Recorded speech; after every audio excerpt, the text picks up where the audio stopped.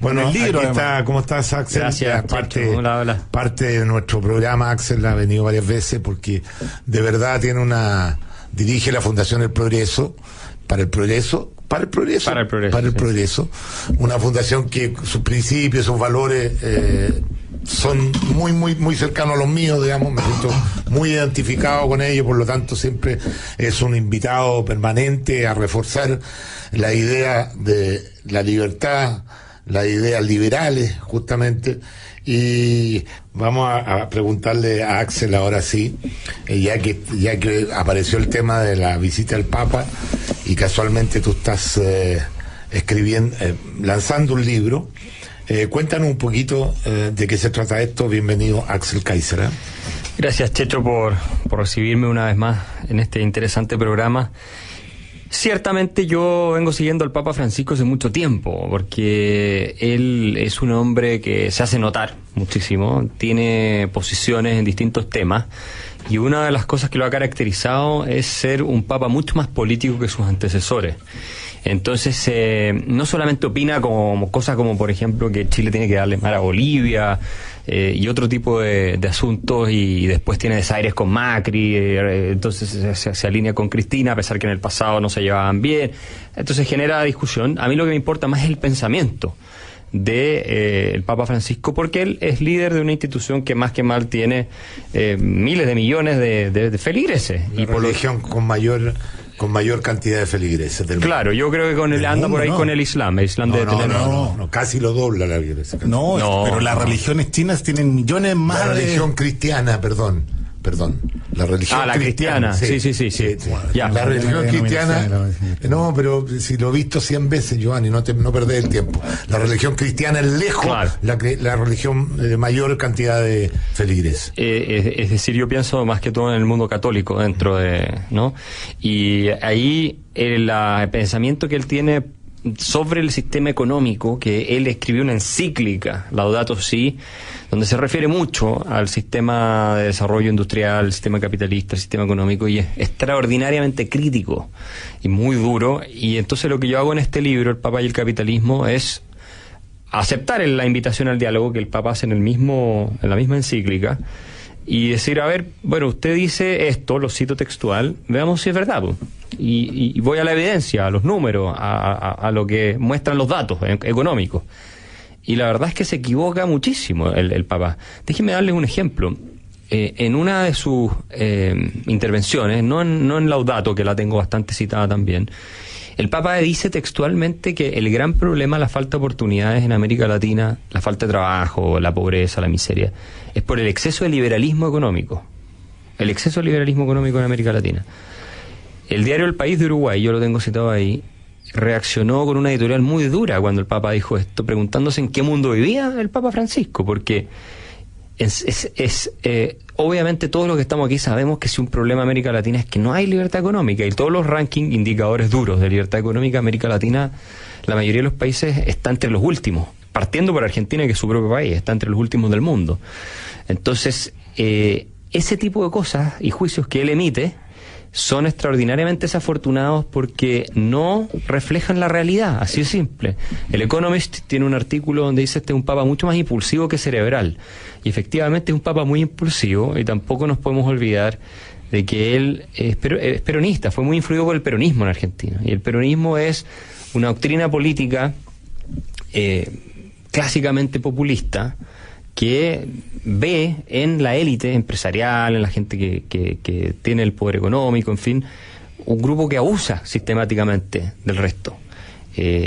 Y esa es una cosmovisión que él tiene, que se suma a la teología del pueblo, que influyó mucho a Francisco, que la llaman también teología populista. Y yo tengo citado a uno de sus profesores en el libro, de la teología del pueblo, no es la teología de la liberación, se relaciona, pero no es. Denuncia desigualdades y denuncia injusticias estructurales del sistema, que cree que son estructurales, y santifica la pobreza. O sea, se atribuye a los pobres dentro de una sociedad un conjunto de atributos, virtudes y una dignidad que con el consumo se pierden.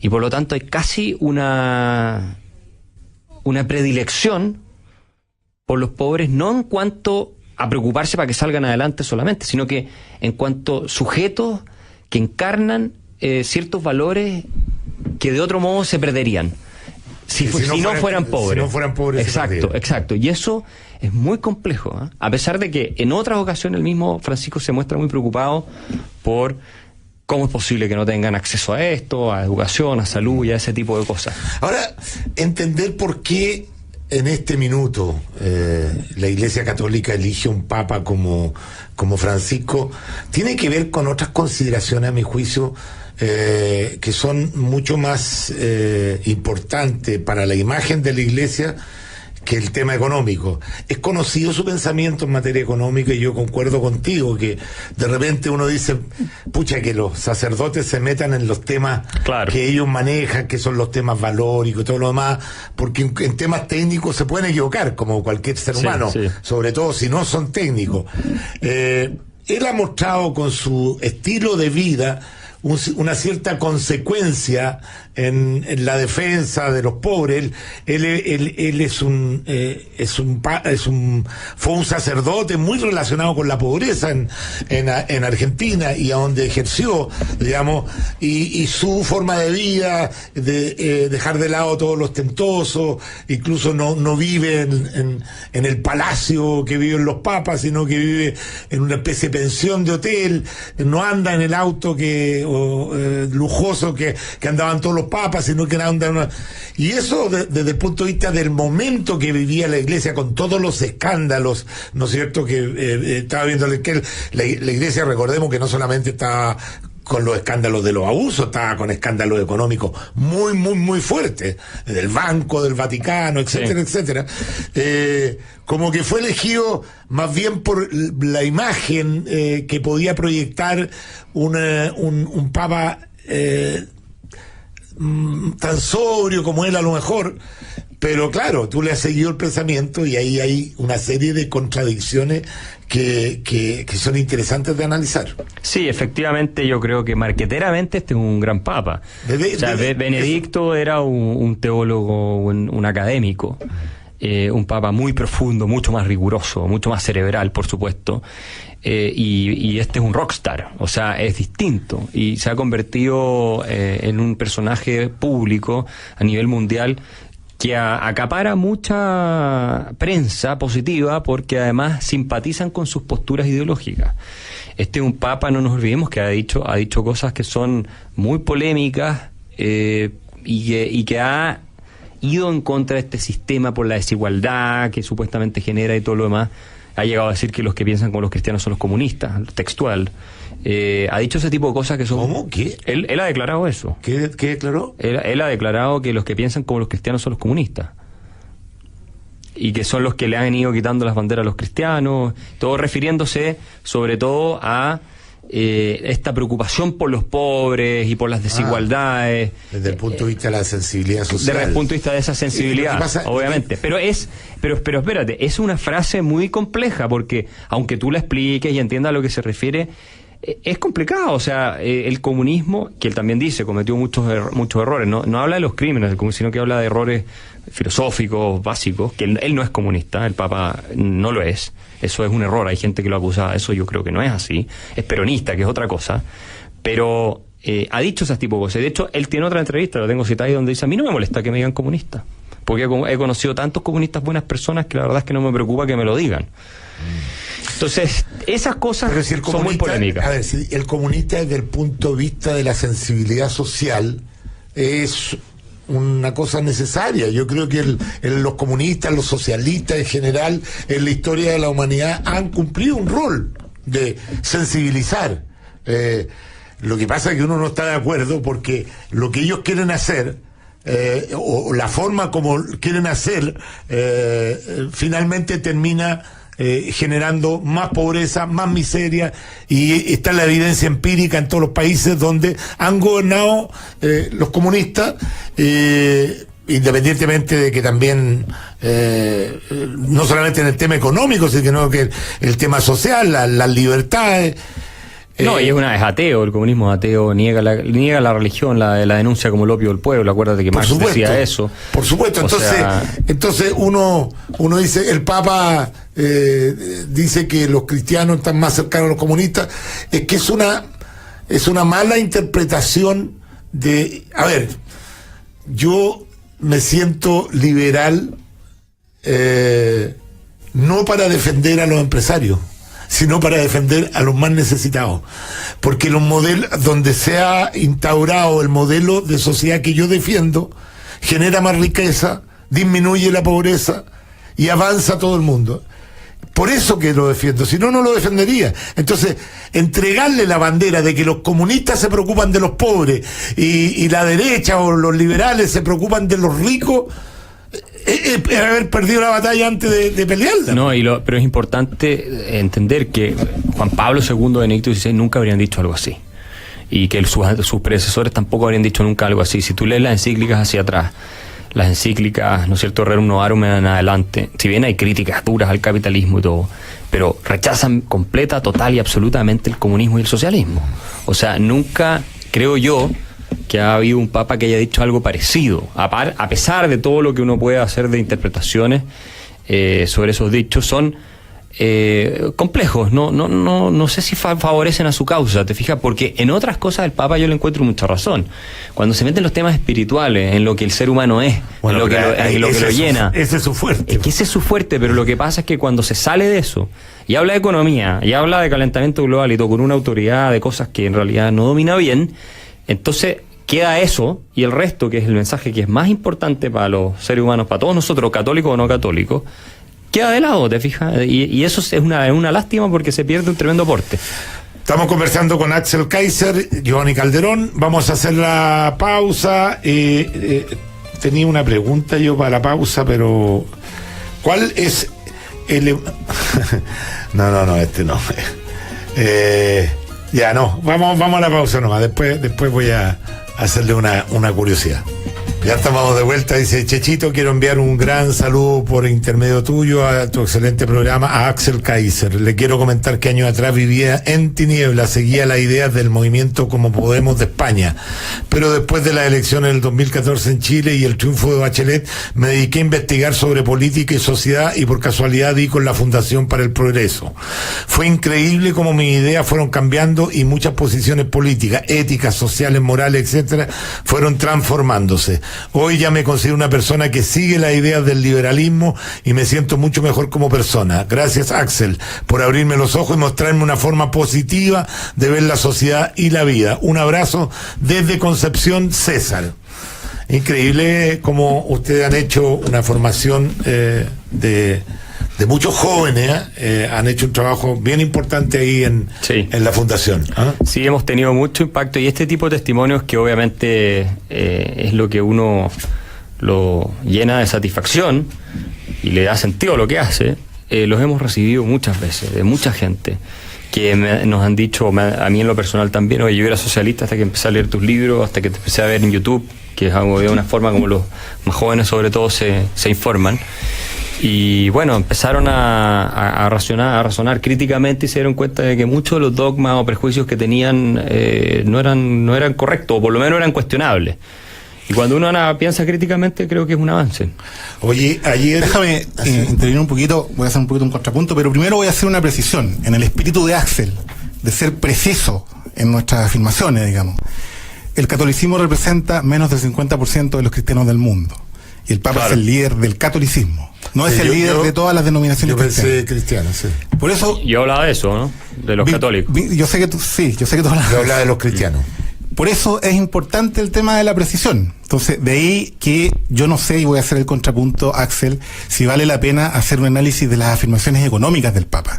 Porque el Papa no es un economista. Puede ser un líder espiritual que a lo mejor traspasa los márgenes a lo político y a través de eso influye, sin duda. Y me imagino que tu crítica va a la influencia que pueda tener el Papa en esas materias.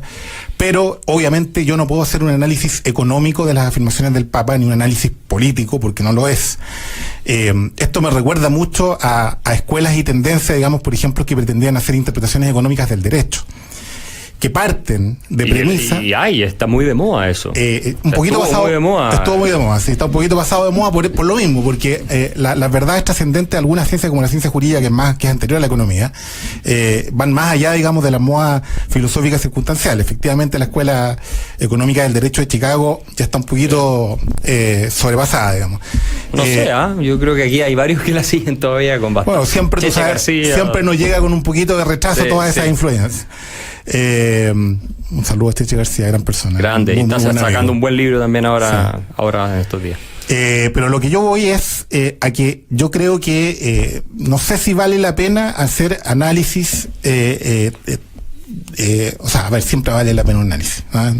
Pero no sé si sea la perspectiva correcta el atribuir ciertas categorías a una persona que tiene conocimiento, especialidad en otras categorías. Es como pedirle al Checho que fundara todas sus posiciones, ¿te fijáis? Su especialidad son las comunicaciones, no es la ciencia. Lo que ocurre es que yo lo analizo no en cuanto papa propiamente tal, sino en cuanto intelectual público y la influencia que tiene sobre los católicos, pero también más allá de los católicos. Y pero yo creo que hay que profundizar sobre esto, tenemos que ir a la pausa.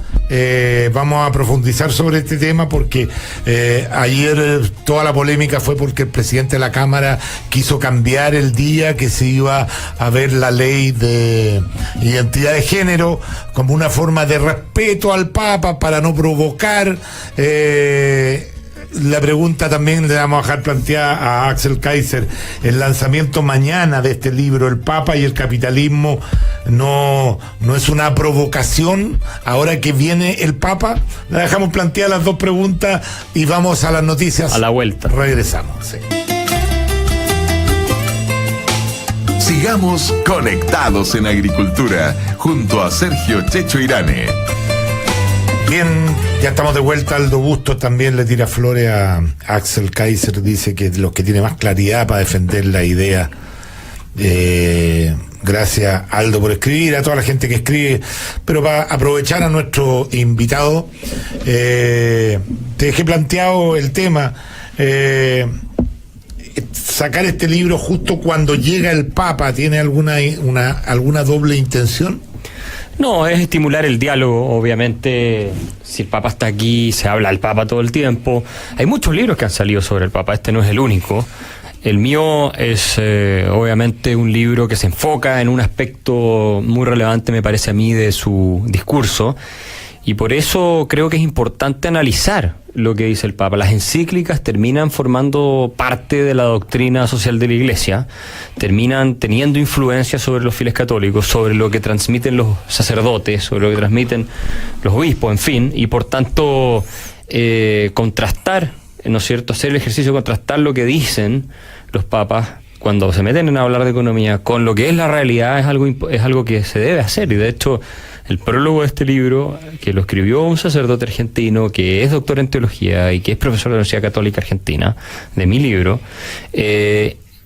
señala en ese prólogo que es muy importante ese ejercicio, porque obviamente si la Iglesia se pronuncia sobre temas económicos y sociales, pretendiendo que lo que dice es verdad, porque obviamente no va a pretender decir cosas que no son verdad, la discusión enriquece a la misma Iglesia. Y de hecho Benedicto XVI y Juan Pablo II, por ejemplo, que también se refirieron al mercado y al capitalismo, eran mucho más matizados en sus críticas y eran mucho más también abiertos a reconocerle virtudes. El Papa Juan Pablo II en Centésimo Annus llega a decir que claramente el capitalismo es el sistema que los países en vía de desarrollo debieran adoptar para salir adelante, superar la pobreza y todo lo demás.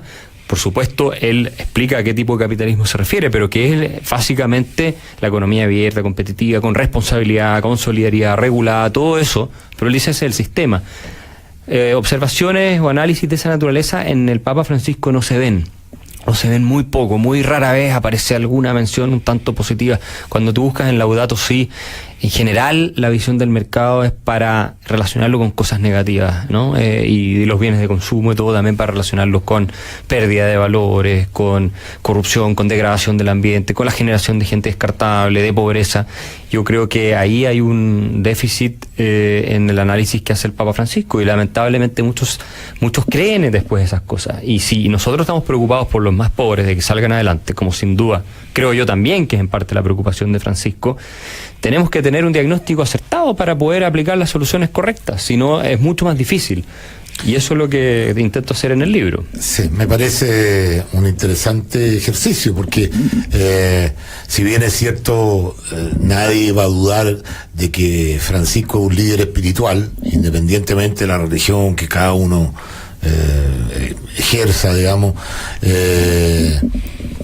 nadie va a negar que él es un líder espiritual, pero mucha gente cree que por ser un líder espiritual, todo lo que él dice es una verdad revelada, y no es así. Pues el Papa es el representante de Cristo en la tierra, ¿no es cierto? Es el apóstol, pero es un ser humano, y como ser humano tiene... Sí, la infalibilidad del Papa, el dogma de la infalibilidad se refiere solo a es que lo moral. dijo el Papa, y si lo dijo el Papa es cierto. No necesariamente el Papa se puede equivocar, y por Dios que se han equivocado los papas en la historia de la Iglesia Católica. Es cosa de irse para atrás nomás y ver cómo se equivocaron algunos papas, el daño que le hicieron a la humanidad algunos papas en la historia. O sea, sí, la historia está llena de Sí, son seres humanos finalmente.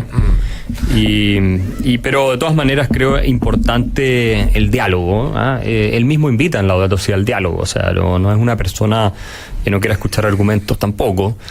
Y es interesante ver que dentro del mismo mundo católico, incluso sacerdotal, digamos, de la misma iglesia, hay gente con opiniones distintas. Yo los tengo citados en el libro, que son muy contrarios a lo que dice Francisco en estas cosas, por ejemplo. Yo te iba a hacer precisamente ese comentario, que yo tengo la impresión de que lo que entendemos nosotros por un papa más político se refiere a que él emite más opiniones personales. Desde su perspectiva. mucho más. Los papas anteriores tenían en cuenta, digamos, todo no sé cómo decirlo, el bagaje, todo el acervo doctrinario anterior de la Iglesia, para emitir una opinión que fuera concordante con ese acervo y que fuera además orientando, digamos, la opinión del catolicismo en el mismo sentido en que venía más o menos la Iglesia manifestándose históricamente. Yo concuerdo contigo, Axel, en el sentido de que el Papa, como líder político, espiritual, más que mal, además el jefe de un Estado, digamos, ejerce influencia. Creo que esa influencia en Chile por lo menos se ha visto muy disminuida con el tiempo. Es verdad. Hay que recordar que el último partido político confesional en Chile fue el Partido Conservador, que se disuelve el año 63. Después de ese partido no han habido en Chile más partidos confesionales, contrariamente a lo que la gente piensa. Ni la Democracia Cristiana ni la UDI son partidos confesionales. Partidos confesionales significan aquellos que someten su doctrina, su declaración de principio, su acción política a los mandatos de la Iglesia. Eso existió en la historia política chilena, como digo, hasta el año 63, en que se disuelve el Partido Conservador. Y de ahí en más, bueno, tenemos toda la diversidad. ¿Pero hay alguna persona de la UDI que no sea católica, por ejemplo? Muchísimo. Sí, hay agnósticos, hay judíos, hay de todo tipo. Y yo, por cierto, no soy Opus Dei, soy más cercano a la Opus Dei, digamos.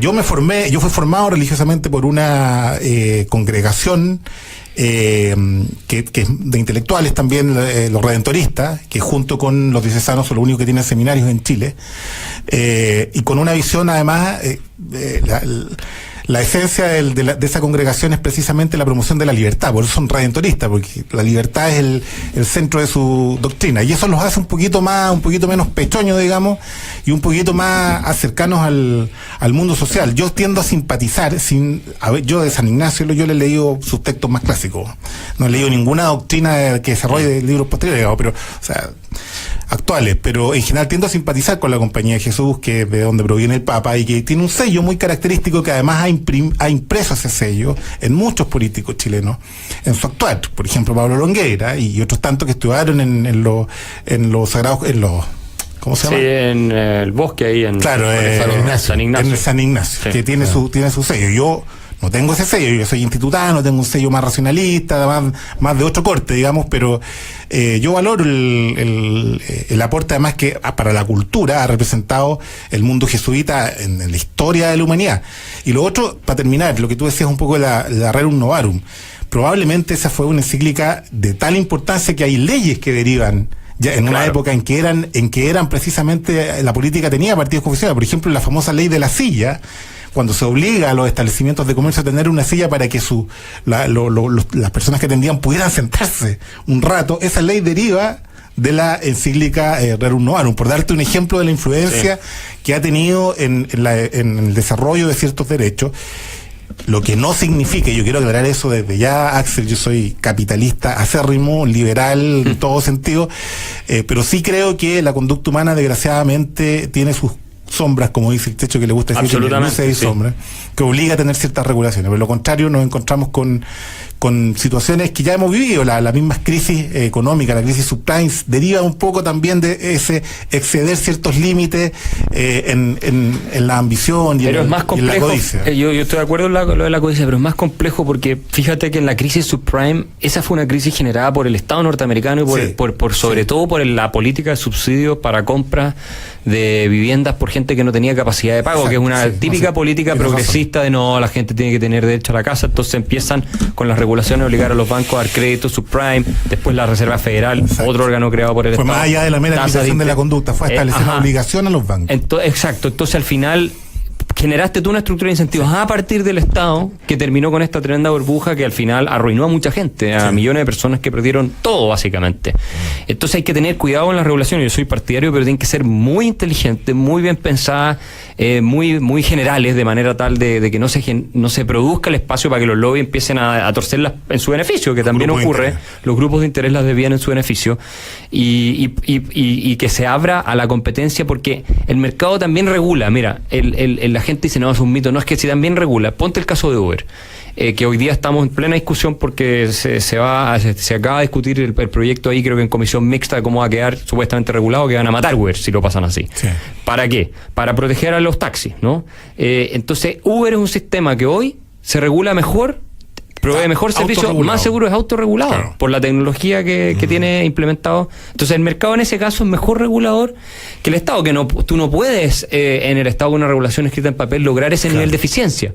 Y así ocurre en otros mercados. Entonces tenemos que tener cuidado de tener regulaciones inteligentes, ¿no? Y que sean, sobre todo tengan en vista al consumidor, al consumidor final, a la gente más desprotegida, como los beneficiados realmente, porque beneficiar grupos de interés es fácil. Esa cuestión la hemos hecho toda la vida sin buenos resultados. Y ahí donde se echa de menos, a veces cuando habla Francisco, un análisis más completo, donde él llame la atención y diga, oye, ojo, que acá no es que el Estado sea la solución a todas las cosas, la regulación también la pueden capturar grupos de interés. Yo sé que él habla de corrupción, él también habla de la corrupción, pero parece no verla asociada al hecho de que el Estado, cuando maneja muchas lucas, maneja mucho poder, es casi endémico, es casi imposible que no se produzca eso. Entonces ahí tenemos que tener una nota de cautela, sobre todo por lo que está pasando en Chile con el Estado, que está completamente capturado por grupos de interés. Bueno, gran expectativa entonces va a tener esta visita del Papa Francisco por todo lo que estamos conversando aquí, conocer más a fondo su pensamiento además, y vamos a ver qué va a pasar con esta visita en Chile. Vamos a escuchar a la gente. Alberto Acosta dice, la Presidenta también firmó un convenio de salud entre Cuba y Chile, infórmese. Y también la Presidenta fue a China el año pasado, infórmese. Alberto Acosta dice que no estamos informados. Jorge Cerda dice, ojalá Checho Irane diga en la radio que el video donde dicen que Bachelet baila en Cuba es el mismo donde baila con él en abril del 2016. Basta de mentiras. No sé, yo dije alguna mentira. Al contrario, yo dije, andaba un video dando vuelta como que bailaba en Cuba. Yo no he dicho que era anterior, dije. Claro, me parece que es anterior. Yo dije a todo lo contrario. Bueno, pero no importa, si la gente escucha lo que quiere escuchar. Arqui 2017, me hubiera gustado que la subsecretaria de Derechos Humanos, Lorena Frides, hubiera acompañado a Bachelet a Cuba, pero prefieren hacer como el avestruz. Buen punto. Pero ¿para qué? ¿Cómo se te ocurre ir a hacer trabajar a una persona como... Imagínate el trabajo que tendría en Cuba. Pues esa mujer tendría que estar trabajando. Ella te diría que tal vez no se violan los derechos humanos en Cuba. Claro, Cuba es el paraíso de los derechos humanos. Exacto, para esa gente. Tendría que estar trabajando 10 años la pobre subsecretaria de Derechos Humanos ahí en Cuba. No. Luis Canales Ávila dice, yo soy católico, voy a misa y a veces estoy en el coro de la capilla, pero no me gusta el Papa con sesgo ideológico y vende humo. Roberto Riquelme dice, aparte de todo lo dicho, ¿influye que viniera en verano el Papa? No lo veré, pero creo que lo más importante para mí es su visita a la Araucanía y no voy mucho a misa. Esos son algunos de los comentarios de nuestros auditores y vamos a escucharlo también en el WhatsApp. En Conectados, dígalo en 20 segundos. Checho, buenos días. Yo pienso que la gente no está entusiasmada con la venida del Papa por el simple hecho de que él se supone que antes lleva la paz, lleva todo el amor para todos lados. Y yo creo que la gente aquí no está ni ahí porque se metió en el conflicto Chile-Bolivia. Hola Chechito, ya que está Axel Kaiser ahí en el estudio, una pregunta. Si él puede explicar un poco más la teoría del buen salvaje y ligarlo con Che Guevara. Chao, gracias. Hola Axel, te saludo desde Suecia, Raúl Fajardo. Soy un seguidor tuyo, igual que mi hijo que estudia medicina en Polonia. Te felicitamos y espero que sigas igual y que espero que estés siempre en la radio de Agricultura con Checho. Buen programa con él, puta que hace falta. Yo creo que serías el próximo presidente de Chile. Chao, desde Suecia, Raúl Fajardo. Buenos días. Por favor, le pido que vean las cosas positivas de la venida del Papa y dejen de lado tanta crítica, que lo único que hacen es enredar la cosa y hacer que la gente se cuestione. Dejen tranquilo y que la gente viva su religión y la fe como quieran. Critiquen otras cosas que son más importantes, menos las cosas. Checho, buenos días. La iglesia sí tiene normas y esas normas son los 10 mandamientos. Segundo, no hay que olvidarse de que dijo Cristo: a Dios lo que es de Dios y al César lo que es del César. El Papa se mete en cosas que no debe meterse. Hasta luego. En Conectados fue Dígalo en 20 segundos. Yo quiero solamente referirme al auditor que dice dejen tranquilo la visita al Papa. No me parece una posición lógica. Aquí la mayoría de los que estamos aquí tenemos algún origen cristiano.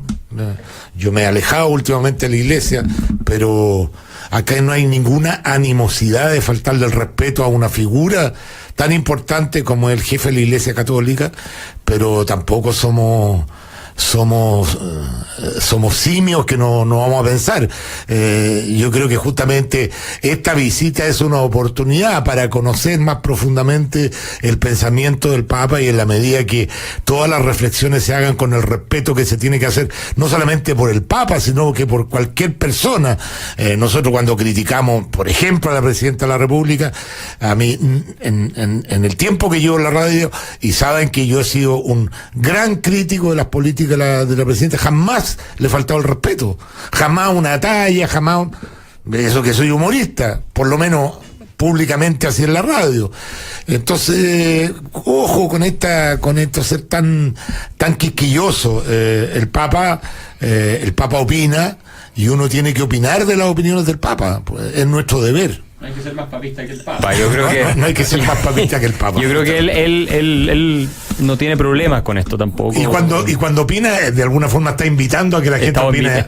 De hecho, en Laudato Si, en su encíclica, él invita al diálogo, invita precisamente a esta discusión. Y eso hay que valorarlo.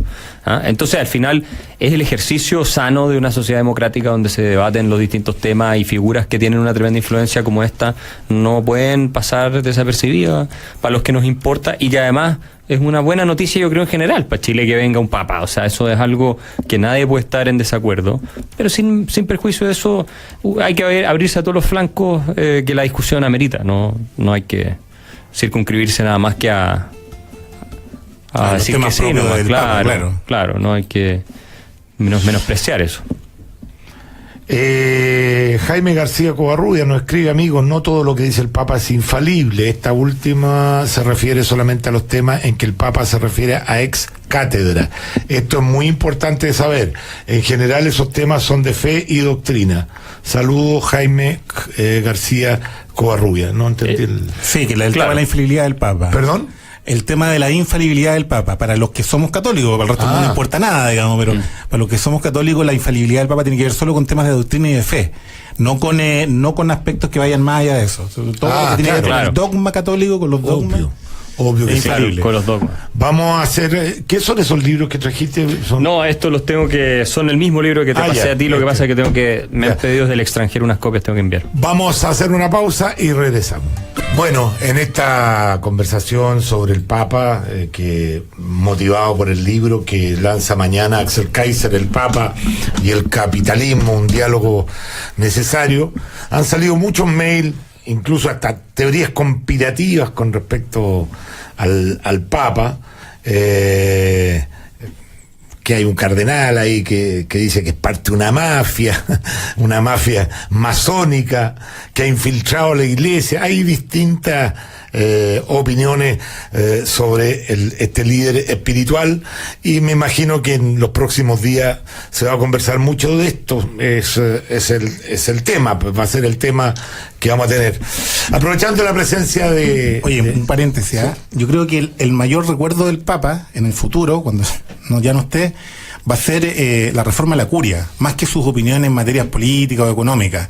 La acción del Papa se ha concentrado en la reforma de la curia, que ha sido la gran polémica. Ayer nomás, entre paréntesis, se da a conocer que en España la congregación marista reconoció los abusos de un sacerdote español en Chile durante no sé cuántos años.